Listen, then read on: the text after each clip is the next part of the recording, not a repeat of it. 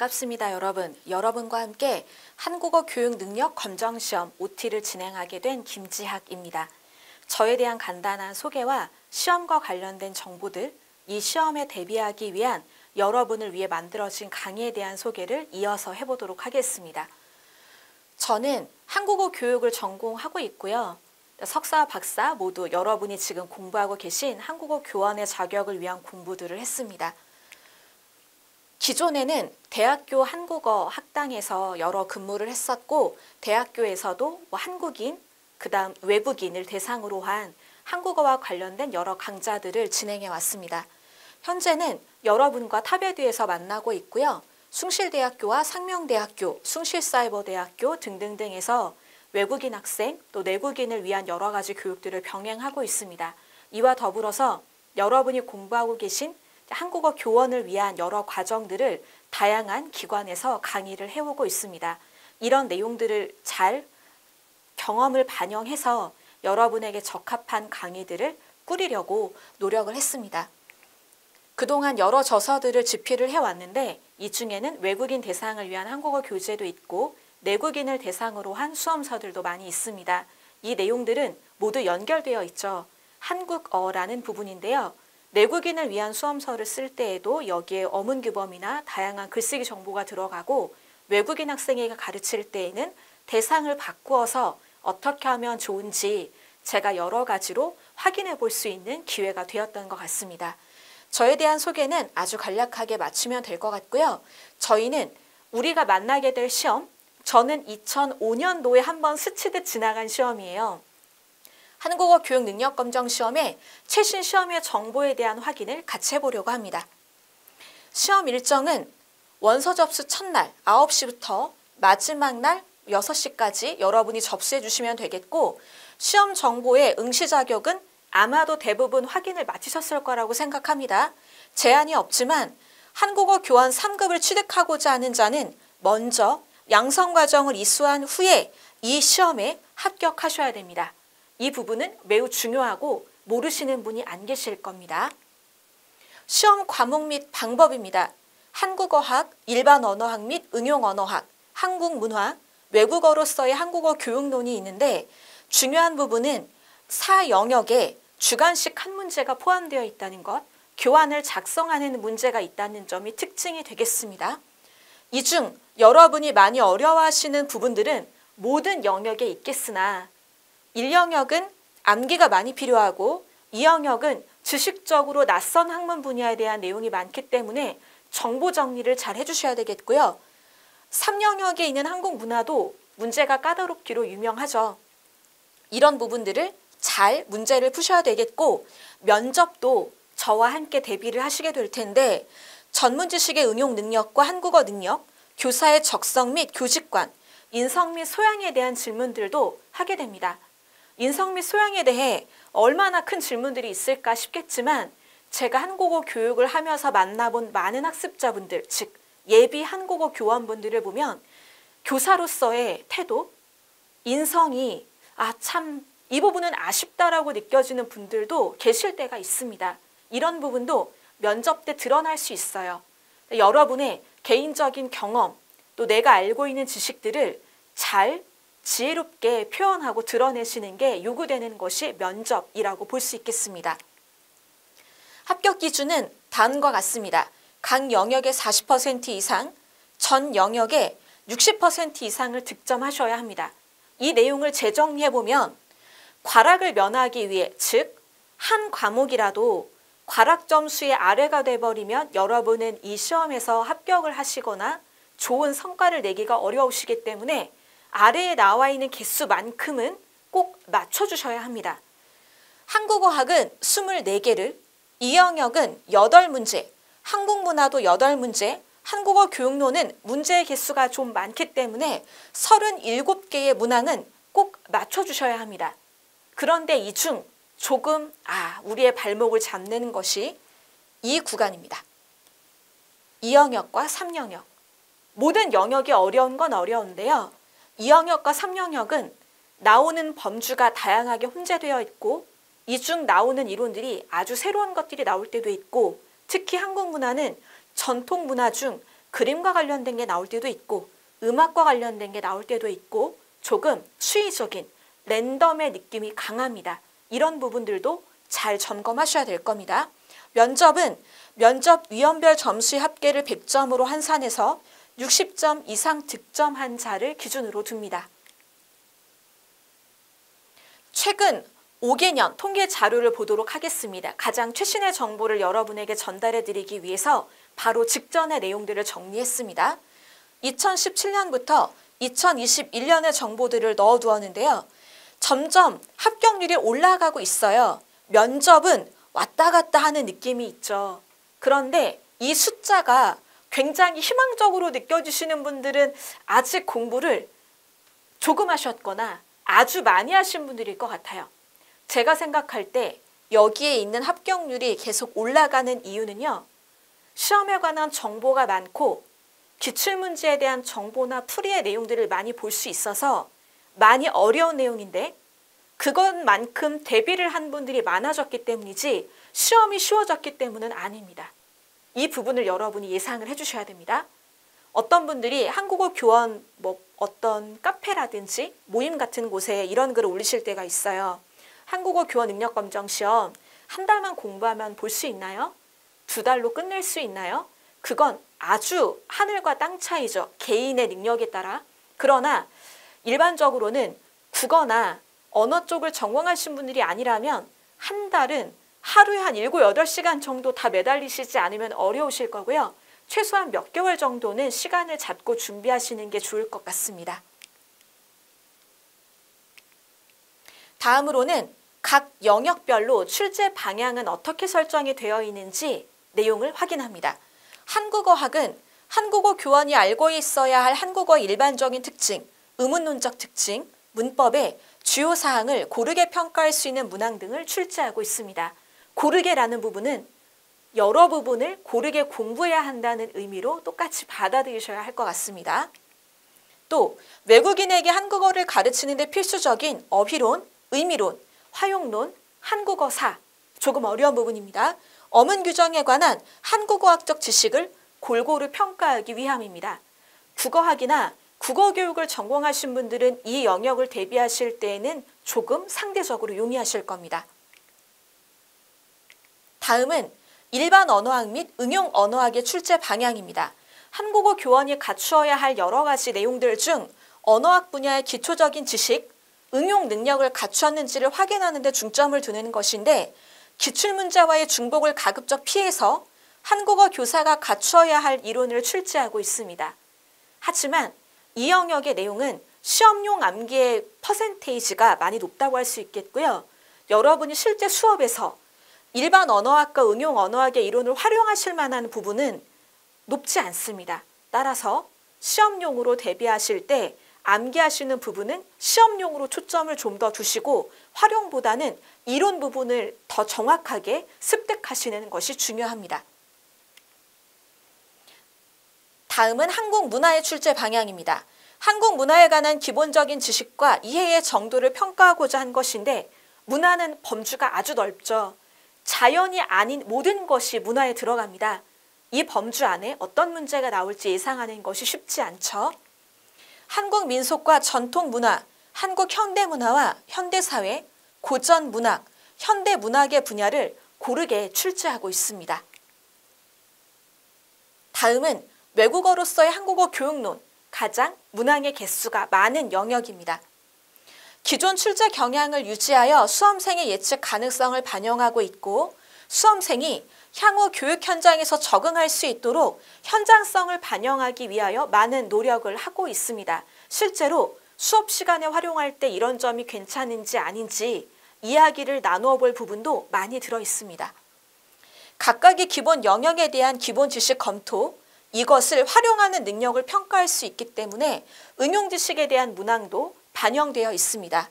한국어 교원에게 요구되는 한국어 교육학적인 지식, 한국어학 지식, 언어학적 지식, 문화적인 지식, 언어와 문화 교육에 필요한 지식 등을 충분히 반영하여 영역별 균형을 맞춰 출제하고 있습니다. 말하기, 듣기, 읽기, 쓰기, 한국어 기억 전책에 관한 것, 기타 내용들이 모두 이 영역 안에서 나오고 있습니다. 실제 한국어 교육 현장에서 많이 응용되는 지식을 출제하는 것을 원칙으로 하고 있어서 경험이 아예 없으신 분들, 경험해보신 분들은 차이가 느껴지실 수 있습니다. 내가 알아보고 경험해본 내용이 문제에 나오는 것과 아직 경험해보지 않은 내용이 나오는 건 낯선 차이가 있습니다. 그때 기출풀이, 여러 내용들을 복습하시는 걸로 간극을 메워보시기 바랍니다. 다음은 문항 출제 시 강조되는 부분들입니다. 한국어 교육의 이론과 실제를 평가할 수 있는 문제를 균형 있게 출제한다는 것, 즉 여러분이 이론의 암기와 이것이 실제로 활용될 때 양상을 함께 암기하시고 공부하시고 대비하셔야 한다는 의미입니다. 또한 실제적으로 광범위하게 적용되는 한국어 교육 원리를 묻는 문항들로 구성되어 있다는 것 기억해 주시고, 최신 이론과 학계의 동향에 대한 지식을 묻는 내용들도 있습니다. 아주 드물게 논문이나 저서에서 찾아도 잘 나오지 않는 어떤 것들이 한 번씩 나올 때도 있습니다. 이것은 최신의 내용들을 반영하는 것이고 난도를 조절하는 용도라고 볼 수도 있어요. 수험생의 시대적인 관심 정도를 측정할 수 있도록 하고 이론학습, 응용 능력을 갖추었는지 평가할 수 있는 문항으로 출제합니다. 반복해서 나오는 표현이 암기와 응용입니다. 암기가 잘 되어야 이것을 응용하는 능력도 뛰어나기 때문에 같은 맥락으로 이해하시면 됩니다. 다음으로는 외국어로서의 한국어 교육론에 대한 채점평의 내용들을 보도록 합니다. 문제 113번 주관식입니다. 교환을 작성하는 문제죠. 부과된 교육 내용을 이용해 한국어 수업을 진행할 만한 기본적인 지식, 예를 들면 문법의 형태 정보, 의미와 용법, 제약 정보 등에 대한 것들, 수행 능력을 갖추었는지를 측정하기 위한 문제입니다. 대부분의 학생들이 이해를 잘 하고 있으나 부과된 문법과 주제를 교육하기 위한 구체적인 교육 내용과 방법을 제시하는데 한계를 보이고 있다는 부분이 채점평에서 지적이 되었습니다. 여러분들은 내가 내용을 전달할 때 이런 의미라는 것을 풀어내는 것 이상으로 구체적인 교육 방법에 대해서 기술하는 것이 필요하다라는 걸 유념하시면 되겠습니다. 가끔 이런 분들 많이 계시거든요. 뭐뭐일 것이다. 예문 2개 정도 보여주고요. 바로 자 여러분 다 하실 수 있죠. 단어 주고 만들라고 한다. 이런 게 나와요. 학생들은 예문 2개를 교사가 보여주는 것으로 문법 정보를 이해하고 바로 문장을 만들 수는 없습니다. 아주 특별하게 잘하는 학생이 아니라면 이런 부분들이 있으므로 학생들에게 구체적으로 어떤 것을 요구할 건지, 어느 정도의 예시가 제시가 될 것이고 어떤 식으로 이 문항을 학생이 풀도록 할 건지 혼자 혹은 짝 활동, 그룹 활동, 구체적인 내용들을 계획해서 기준점은 이렇게 보시면 좋습니다. 누가 이 교환을 보아도 수업을 진행하는 데 막힘이 없도록 하는 것을 목표로 하시기 바랍니다. 그것만 기억하시면 가능하실 겁니다. 작성하시는 일이요. 다음은 여러분들과 함께 합격을 위한 강의 어떻게 제가 구성해서 여러분들과 만나게 될지 안내를 하도록 합니다. 기출풀이 구성 및 핵심 포인트를 먼저 보고요. 이 내용들을 담기 위해 어떤 강의를 구성했는지 전달해 드리겠습니다. 1영역은 출제 빈도가 높은 내용이 다음과 같습니다. 형태소, 단어의 의미관계, 단어의 형성, 음은 변동현상, 어휘의 품사나 통용, 한국어의 형태적인 특징 등입니다. 이 부분에서 여러분에게 요구되는 부분들은 암기가 절대적이죠. 이 영역에서는 출제 빈도가 높은 내용이 다음과 같습니다. 대조분석 가설, 베르니케 실어증, 브로카 실어증, 난독증, 언어의 유형에 대한 부분, 고리버, 교차어, 굴절어, 포화버 등, 언어 습득 가설, 다층 언어와 양층 언어, 언어 접촉, 발화의 적정 조건 등에 대한 것을 묻습니다. 난도가 높은 문항도 있고 중간 정도의 문항도 있지만 많이 익히셔야 되는 낯선 정보가 많은 영역이 바로 이 영역입니다. 3영역의 출제 빈도가 높은 내용은 아주 다양합니다. 문항수도 많고 다루는 과목들이 많아서입니다. 고영어과제 한국어 능력시험, 사회통합 프로그램, 한국어 교육의 현황, 교원 자격 요건, 정부 산하기관의 한국어 관련 사업, 세종학당이나 여러 재단에서 하는 사업들에 대해서 물어보고 있고요. 한국어 능력시험 토픽 상식에 대한 정보, 교수 요목, 평가 문항의 유형, 학습자의 오류의 양상이나 이것을 지도하는 방법, 상향식 모형과 하향식 모형 등에 대한 것들도 출제 빈도가 높은 내용들입니다. 각각의 과목, 각각의 영역에서 다양한 내용들이 고정되어 있는 것 같지만 완벽하게 동일한 문제는 거의 찾아볼 수 없습니다. 다양한 한국어 교육의 하위 영역의 내용들이 있기 때문에 지식의 범위를 많이 넓히셔야 되는 영역입니다. 한국어 교육개론, 표현교육론, 이해교육론, 한국어 교재론, 한국어 평가론 등 수십 개의 과목이 이 영역 안에 녹아들어 있습니다. 다음으로 사영역에서 출제 빈도가 높은 내용을 정리해 봅니다. 유네스코 세계유산은 아주 중요하게 여러분이 암기하고 대비하셔야 되는 영역이 됩니다. 또 의궤, 현대소설, 최신의 한류문화, 인기가 많았던 영화나 드라마의 내용들도 질문에서 물어보고 있고요. 전통 놀이 중 꼭두각시 노름이나 봉산탈춤, 별신구 탈놀이 등에 대한 부분은 거의 매회 다른 놀이가 나오더라도 등장하고 있는 편입니다. 출제 빈도가 낮지만 이후 출제 가능성이 있는 내용의 일부를 만나본다면 국경일에 대한 정보라든지 문학의 장르 중에 가전체, 창극 등이 있겠습니다. 판소리는 익숙한데 창극이라는 장르가 익숙하지 않지만 기출에서 점점 빈도가 높아지고 있는 대상입니다. 다음은 합격을 위한 타베두만의 특화 강의입니다. 제가 기획을 하고 내부적인 여러 가지 의논들을 거쳐서 잘 정리해서 만든 강의들을 소개해 보고자 합니다. 첫 번째는 기초특강입니다. 총 12개의 강좌로 구성이 되어 있고요. 각 영역의 기초용어, 핵심 표현 중 학습자들이 반드시 기억해야 할 내용으로 구성되어 있습니다. 이 내용은 전체 과목을 들으시기 전에 들으시는 것도 좋겠고요. 여러 기출풀이 내용들을 만나보시기 전 단계로 들어보시는 것을 추천드립니다. 쉽지만 정확한 개념을 이해하는 것이 어려운 학습자를 위한 내용이고요. 언어 분야 비전공자의 수험 합격을 위해서 구성된 강좌 내용입니다. 다음은 한국 문화와 관련된 특강입니다. 총 5강으로 구성이 되어 있습니다. 문화 영역을 심화하는 강의로 한국 문화 영역의 적중률을 높일 수 있도록 구성한 강의입니다. 이 내용 안에서 깊이 있는 내용들 일부를 많이 들어갈 거고 여러분들에게 나올 수도 있는 내용, 그리고 이 내용들을 어떤 부분은 많이 가져가고 어떤 부분은 가끔 내려놓아야 되는지도 조금씩 안내를 해드릴 예정입니다. 출제 내용 범주가 넓어 수험을 대비할 때 예측이 어려운 문화 영역의 주요 내용으로 구성되어 있습니다.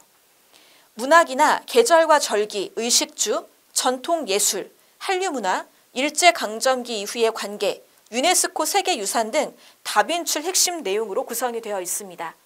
이 내용을 보시고 이런 부분이 예측이 가능하다, 이런 부분은 아주 놀랍게 나오더라도 너무 당황하지 말자, 이런 것들을 함께 연습해 보려고 합니다.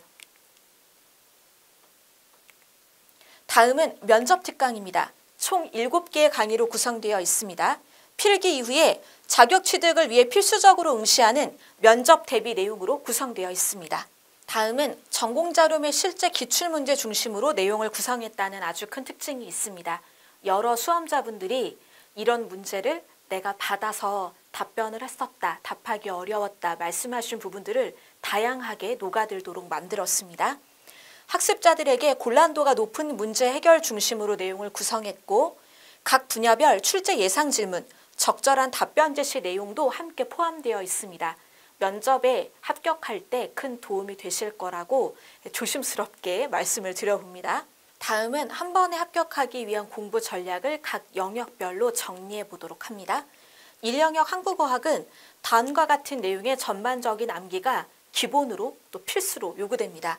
음소에 대한 것, 음절에 대한 것, 어문 규정의 하위 내용들, 단어의 형성, 문장의 구조와 문장 성분, 의문 현상 및 의문론적인 제약에 대한 것, 어휘의 의미 관계 등을 파악하는 것이 중요합니다. 1영역의 공부 전략은 단순 암기인데 명확하게 구체적인 내용 중 되는 것과 안 되는 것, 차이가 있는 점들을 암기하시는 게 중요합니다. 또한 선택지에 한 개씩의 단어나 표현들이 있는 경우보다는 한 선택지 안에 3개, 4개 정도의 단어들이 함께 제시되는 일들이 많아서 시간적으로도 빠르게 파악하고 문제를 푸시는 것들이 필요합니다. 다음은 이 영역입니다. 응용 언어학 및 일반 언어학과 관련된 내용 중에서는 다음과 같은 내용들을 암기하시는 것이 중요합니다. 언어학의 일반적인 내용, 고립언어, 공시언어학, 통시언어학, 랑구와 빠룰, 시니피안과 시니피에, 언어 유형론 등이 많이 출제되고 있습니다.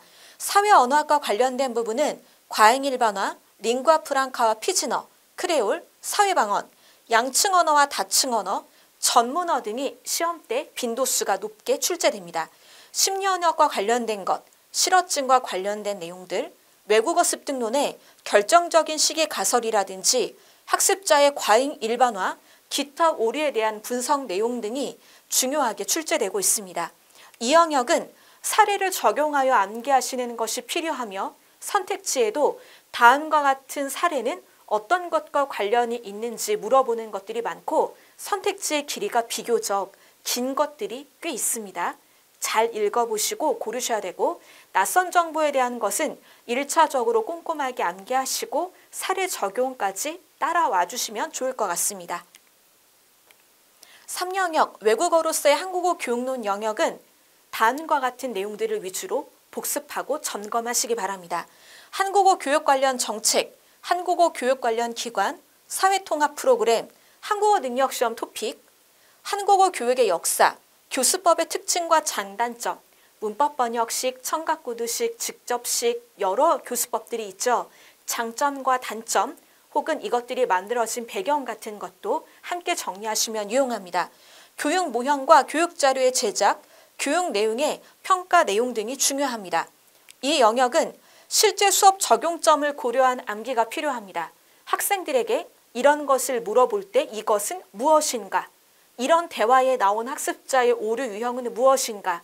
예시를 보고 파악해야 하는 문항들이 꽤 있고 기억, 니은, 디귿, 리을 여러 개의 선택지를 주고 이 중 몇 개를 골라라 이러한 구성의 문항들이 다수 출제되고 있습니다. 마지막 4영역은 한국 문화 영역이고 다음의 내용을 암기하는 것이 필요합니다. 명절과 절기에 대한 것, 또 이때 먹는 음식 같은 것도 함께 기억해 두시면 유용하고요.